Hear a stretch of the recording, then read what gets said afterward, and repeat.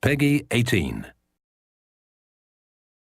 Hi everybody, this is Noah Hughes, Creative Director on Tomb Raider, and we're here at Crystal Dynamics. We're going to take a look at a segment of the game that's going to showcase some of our combat and high action sequences.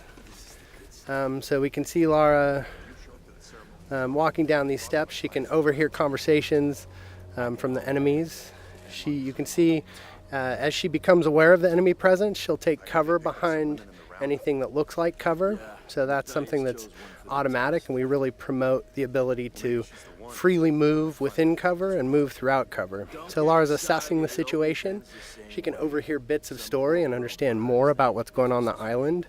But most importantly, she can sort of use brains as she approaches this situation. She'll take out one guy.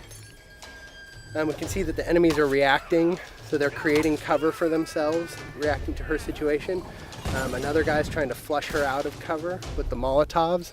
This is just an example where we really try to make the AI adapt to the situation, but also promote movement from the player so that they're not just stuck behind cover and playing sort of pop and shoot cover games.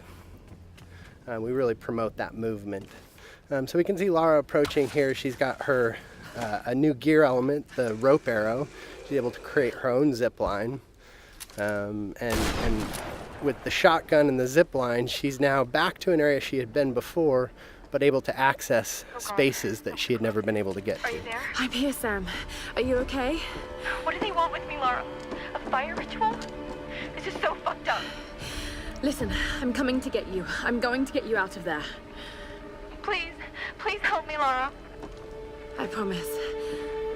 I promise, Sam. Hey, she just... Oh no! Sam? No! Sam! Help me! Stay away from her, you bastard! Stay away!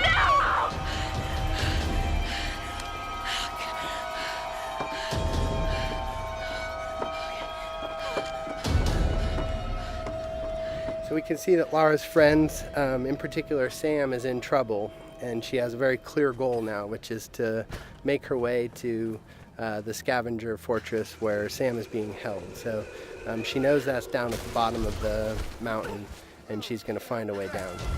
I don't know. Another part of the plane? Keep working. I'll go check it out.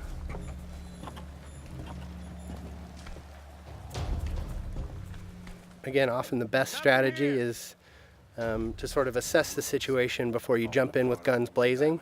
Of course, you're always welcome to just open fire, but the game really promotes sort of that tactical approach in some situations.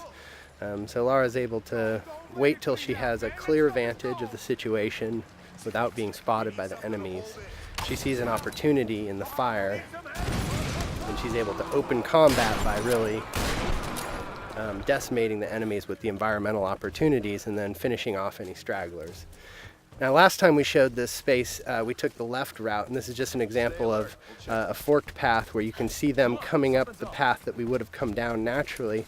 But because Lara's observant and she's taking advantage of her traversal in the environment, she can get the drop on these guys in a way that you may not if you weren't necessarily utilizing traversal to progress and keeping your eyes open for those opportunities. So again, Lara using the barrels as part of the environment to sort of create chaos within the enemy AI and take advantage of that chaos. So again, Lara just not necessarily being all about the biggest firepower, but really trying to use a tactical approach to combat.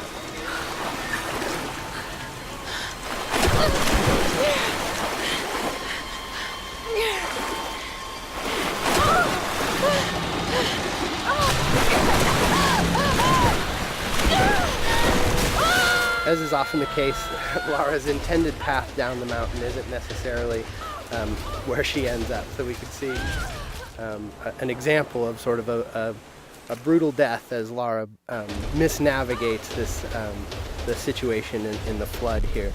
And we try to create these spikes of intense moments where maybe plan A doesn't pan out and Lara's forced to deal with plan B. And you can see her shooting out barriers with the shotgun. This is another example of us trying to use gear acquisitions as something that provides new skills in the environment beyond just combat.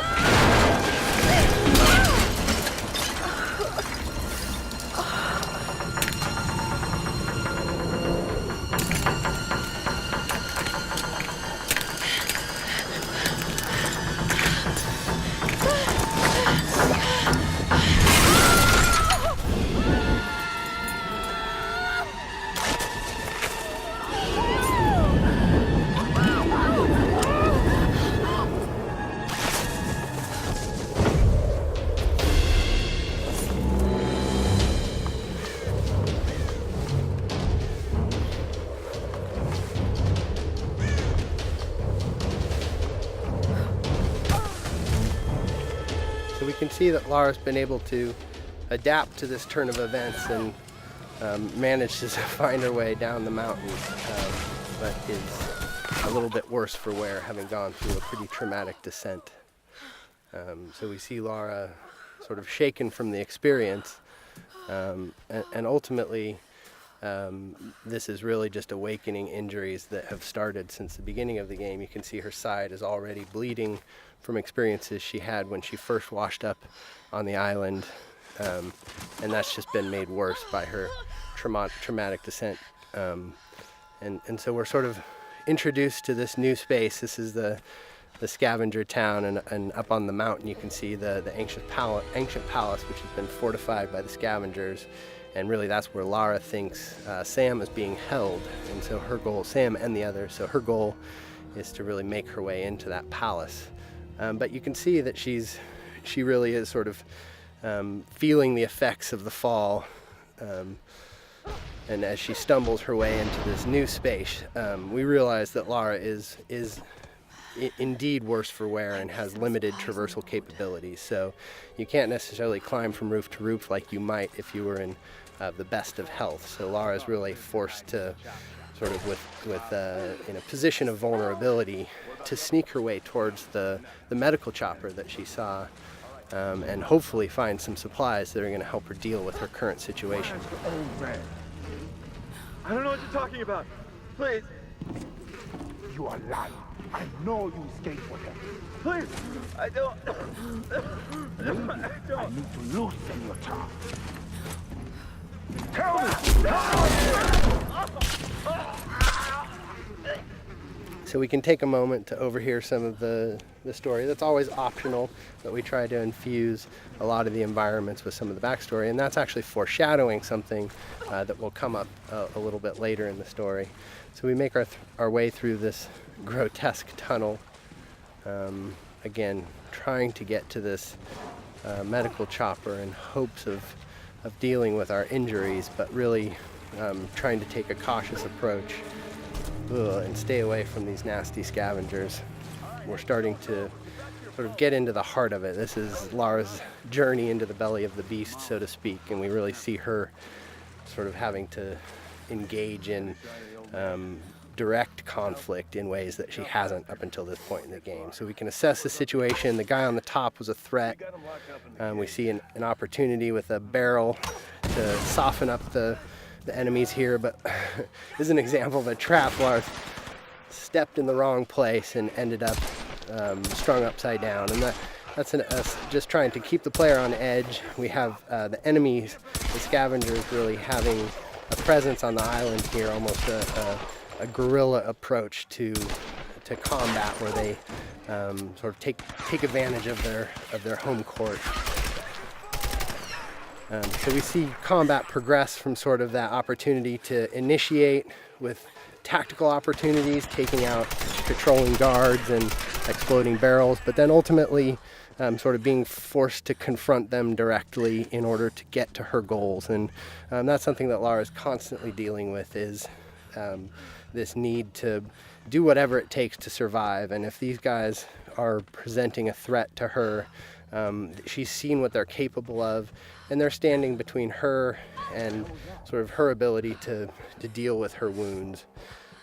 So we're making use of cover in combat. Again, this is the soft cover or fluid cover system that really allows Lara to easily slide in and out of cover without really necessarily sticking in place, and celebrating that ability for Lara as a character to make use of her athleticism and movement as she takes on the combatants on the island.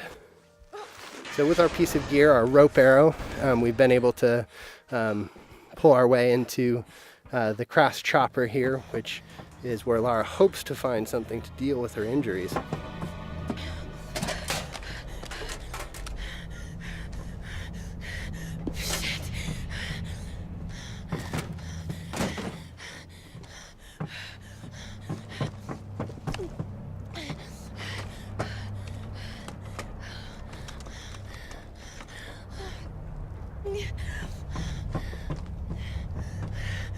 Sorry. All right, thanks everybody for joining us today. Stay tuned. We'll have some more things to show you down the road, but I hope you enjoyed our traversal down the mountain into Scavenger Hub today, and some more glimpses into our combat systems.